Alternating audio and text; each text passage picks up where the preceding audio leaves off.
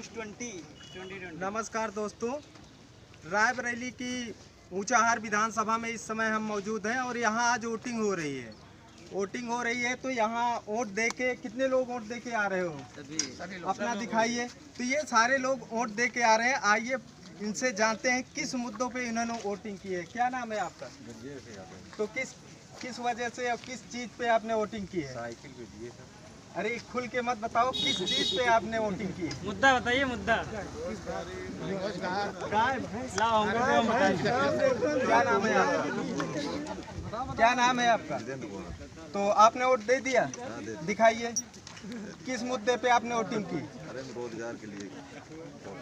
रोजगार के लिए वोटिंग की है। आपका क्या नाम है? जी, मेरा नाम विकास यादव है। मैं इलाहाबाद में रह के प्रतियोगी परीक्षाओं की तैयारी करता हूं और मैं वर्तमान सरकार जो इस टाइम है केंद्र में भी है और राज्य में इसके पहले थी, मैं उसको ये बताना चाहता हूँ कि हमारी वोट काट दी गई। पिछली बार हमने वोट किया है, इस बार क्या मुद्दा है, किस वजह से हमारी वोट कट गई है। तो मैं इस सरकार को हटाना चाहता हूँ और आने वाले टाइम में समाजवादी सरकार आएगी। इसलिए लाएंगे कि वो मुख्यमंत्री पढ़े लिखे हैं और हम युवाओं को समझते हैं। पिछली बार अभी कुछ समय पहले इलाहाबाद सलौरी शुक्रा मार्केट में हमारे जो प्रतियोगी छात्र थे वो एनटीपीसी रोजगार के लिए एक ट्रेन चलाए थे, क्योंकि उसमें यह बताया गया था कि 20 गुना बच्चों को बुलाया जाएगा, लेकिन 11 गुना बच्चों को बुला करके, और जब बच्चे उस पर प्रोटेस्ट कर रहे थे तो वहाँ पर जा करके सरकार जो वहाँ पे एसएसपी थे, डीएम थे, उन्होंने बच्चों को दौड़ाया और रात के टाइम में बच्चों को लाठीचार्ज की गई। बहुत बच्चे घायल हुए। मैं भी वहीं रहता हूँ, लेकिन मेरी किस्मत की बात यह है कि मैं वहाँ वर्तमान टाइम में था नहीं, मैं वहाँ रूम से बाहर चला गया। तो मैं भी आज यहाँ खड़ा ना होता। तो मैं इस सरकार को हटाना चाहता हूँ, क्योंकि मैं मिडिल क्लास से हूँ और मुझे रोज़गार चाहिए। रोज़गार की मांग कर रहे हैं, हमारा मुद्दा ये है। मैं रह करके पढ़ाई करता हूँ, अपने माता पिता के लिए कुछ करना चाहता हूँ, अपने समाज के लिए करना चाहता हूँ। अच्छा कुछ पढ़ेंगे, रोज़गार मिलेगा। इस सरकार का मुद्दा क्या है कि अगर युवा पढ़ेगा नहीं तो सवाल नहीं करेगा, और सवाल नहीं करेगा तो सरकार तो कह रही कि मैंने नौकरी के आयाम खोल रखा है और लॉ एंड ऑर्डर मेंटेन कर रखा है, फिर भी आपका लॉ एंड ऑर्डर क्या? ये 5 साल सरकार बनी थी इनकी, 5 साल में कोई भर्ती नहीं दिए। यूपी ट्रिपल एससी से भर्ती आई, उसमें पीईटी लागू किए, एग्ज़ाम करवाए, बाद में भर्ती निकालते हैं, ना कोई कैलेंडर होता है ना कोई कुछ नहीं। भर्ती निकालेंगे, 1 साल बाद कहीं कुछ होगा कहीं कुछ होगा, फिर उसके 1 साल बाद सबका संशोधन करवाएंगे। नहीं, ये कहा जाता है कि अखिलेश के सरकार में सिर्फ यादवों की वैकेंसी भर्ती होती है और इसके बाद अन्यथा को सबको कर दिए, मैनपुरी सफाई और इटावा देखा जाता है। नहीं, ये तो जो कोई कहे कि जातिगत विशेष काम होता है तो इस पर हम सपोर्ट नहीं करेंगे और सबको ये बताना चाहते हैं कि पिछले बार जो हुआ गलतियां सबसे होती हैं। इस बार हमारी सरकार जो है बढ़ चढ़ के काम कर रही, सभी वर्ग के लिए काम करेगी और सबको रोजगार देगी। और बात करें, आपका क्या नाम है दादा? तो इस बार क्या समझ के वोटिंग की हो? विकास होगा या धर्मवाद पे, किस पे वोटिंग की हो? आपकी बात? हाँ, आपकी। गौ माता हाँ माता।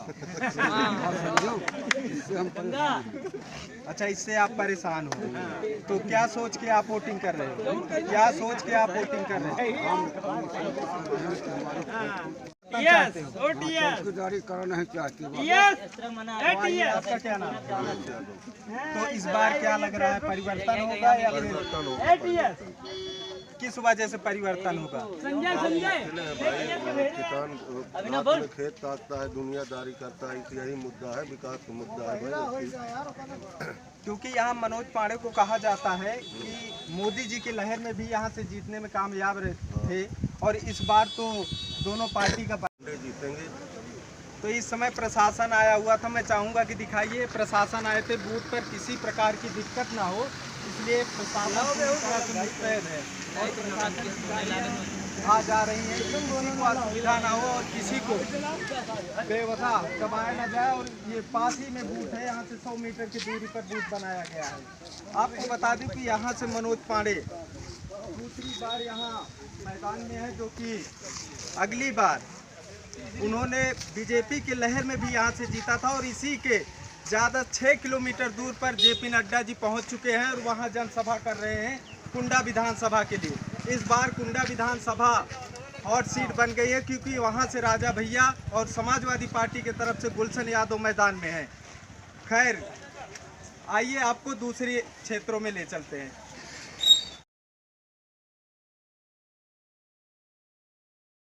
ऊंचाहार विधानसभा अरखा में बूथ पर मौजूद है और आपको दिखाना चाहूँगा कि इस समय वोटिंग चल रही है। तकरीबन 1:30 बज रहे हैं और वोटिंग काफ़ी लाइनें लगी हुई हैं और प्रशासन पूरी तरह से यहाँ मुस्तैद है और यहाँ 1 बजा है और लाइनें लगना शुरू हो गई हैं, वोटिंग हो रही है।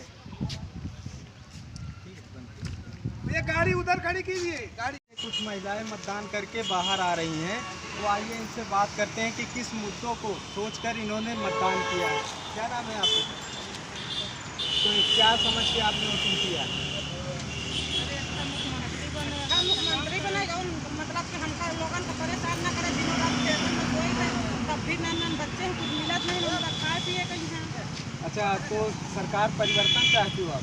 नहीं सरकार नहीं परिवर्तन चाहिए, मतलब है वही, मतलब हम लोगन का इतना परेशानी न हुए। अच्छा, परेशानी है। हाँ, परेशानी यह लिए कि घर में ताला लगा के हम लोग खेत में सोते हैं, 10-5 बिस्वा खेत है, फिर भी हम लोगन को खाने का नहीं मिलता है। सरकार तो कह रही कि मैं सम्मान निधि भी दे रहा हूँ, लैट्रिन की व्यवस्था की। वो बात की हम मानते हैं, हम लोगन को सब चीज़ मिला, तो वो बात मानते मिलो। हम लोगन की सबसे बड़ी परेशानी यही है कि बच्चन की पढ़ाई और दूसर ये हरहा। अच्छा, ये हरा की प्रॉब्लम है। आपका नाम क्या है? तो क्या समझ के आप वोटिंग कर रहे हो? सरकार बदलनी चाहिए या सरकार अच्छा बना, तो किसकी होनी चाहिए? अखिलेश भैया। आपका क्या नाम है? तो किसकी सरकार चाहिए? अच्छा, जानवर की सबसे बड़ी प्रॉब्लम है। तो परिवर्तन होगा इस बार या वही सरकार? अच्छा, गाय की प्रॉब्लम। आपका क्या नाम है? तो क्या समझ के आपने मतदान किया? और क्या सोच के मतदान किया?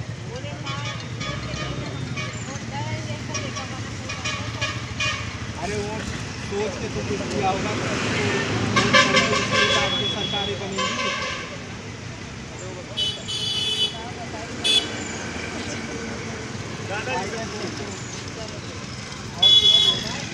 क्या नाम है दादा आपका? तो क्या समझ के इस बार वोटिंग कर रहे हो? परिवर्तन क्यों परिवर्तन होना चाहिए? किस लिए परिवर्तन होना चाहिए? बढ़िया होना चाहिए। योगी काम नहीं कर रहे हैं, कर रहे हैं तो क्यों परिवर्तन चाहते हो?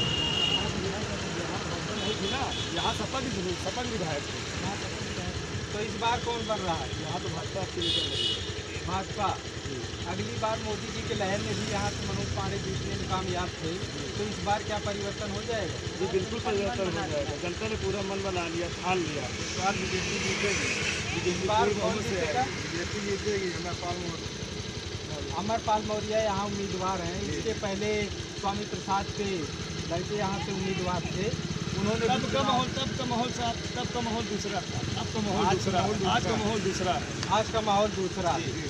तो इस बार परिवर्तन तय है। परिवर्तन तय है। दादा पूछ लीजिए हमारे। चलिए ठीक है।